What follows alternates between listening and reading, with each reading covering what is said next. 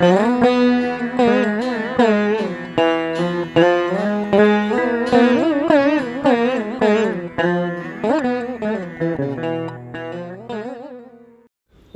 ஸ்ரீ கால பைரவரே போற்றி போற்றி. அருள் நிறைந்த வாழ்வு என்பது மனிதர்களுக்கு மாத்திரமே சாத்தியமானது.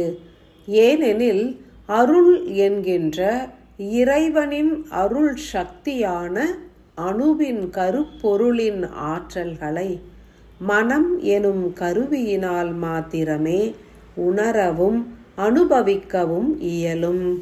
எங்கும் இறைவன், எல்லாம் அருள்மயம் எனில் அதனை உணர்வதற்கும் பூரணமாய் ஏற்பதற்கும் ஓர் மாயப் பொருளானதும் அவசியமாகின்றது.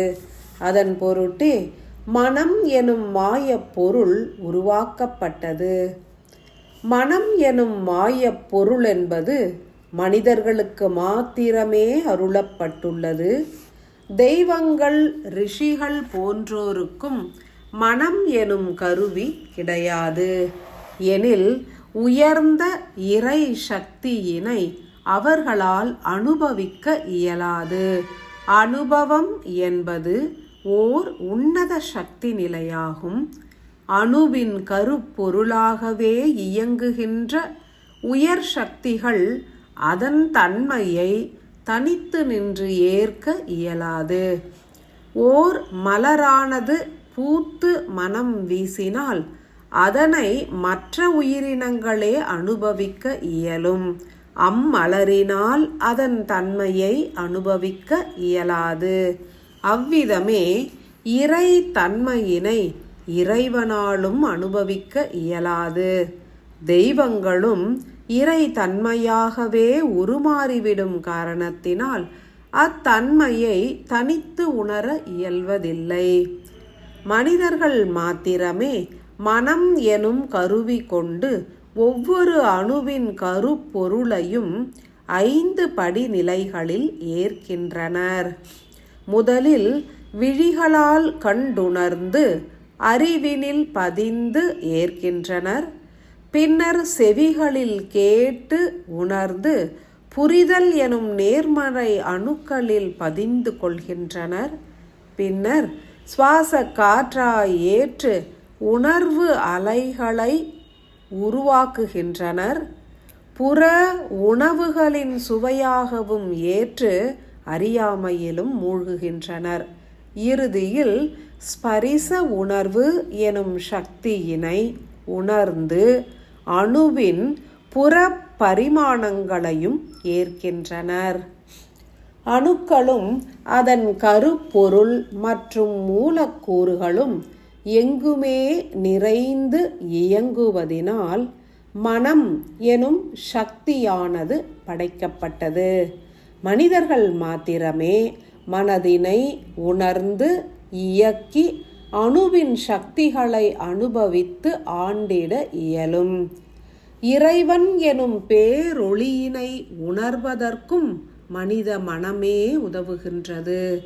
இத்தகைய பேரொளியினை அனுபவிக்க வேண்டும் என்றே பல தெய்வங்கள் பல மானுட பிறவிகளையும் ஏற்கின்றனர்.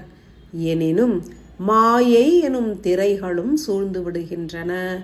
மனம் எனும் சக்தி உருவானால் அதனோடு இணைந்து மாயை எனும் சக்தியும் உருவாகி விடுகின்றது. மாயையை ஏற்றால்தான் மனித பிறவி கிட்டும் என்பதால் பல தெய்வங்களும் மனித பிறவி ஏற்க தயங்கிடுவர். மனம் வேண்டும், ஆனால் மாயை வேண்டாம் என்கின்ற சத்தியமே இறைவனின் அதிநுட்ப பேரறிவின் இரகசியமாகும். மனிதனாக பிறக்க வேண்டும். மனம் எனும் கருவியினில் அதிக கவனம் செலுத்தி இறைவனின் படைப்பினை அனுபவிக்க வேண்டும். அதே தருணத்தில் உடன் தோன்றிய மாய இருளினை ஆணவமற்ற அன்பாக உருமாற்றி அழிக்க வேண்டும். இதுவே மனிதன் இறைவனாக உருமாறும் மார்க்கமாகும். ஆதி சிவனின் 11வது அங்கமாகவும் சிவத்துளியாகவும் உதிக்க உள்ள அம்சம் எனும் ஸ்ரீ மகாமாயன் எனும் சக்தி நிலையினை ஆராதிக்க வேண்டும்.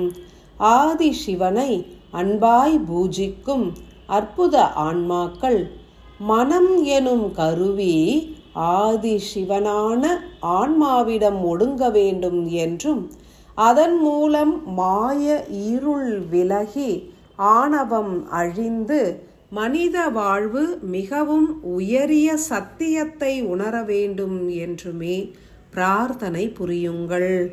மகா மாயனே போற்றி என்றே ஆதி சிவனை எண்ணித் துதித்தால் மாயையானது அழிந்து மனமானது ஆன்மாவினில் ஒடுங்கும். எவ்விதம் சாத்தியம் எனில், மனதினையும் மாயையினையும் தனித்து பிரிக்கும் ஆற்றலை ஆதிசிவன் மகாமாயனிடம் ஒப்படைத்துள்ளார்.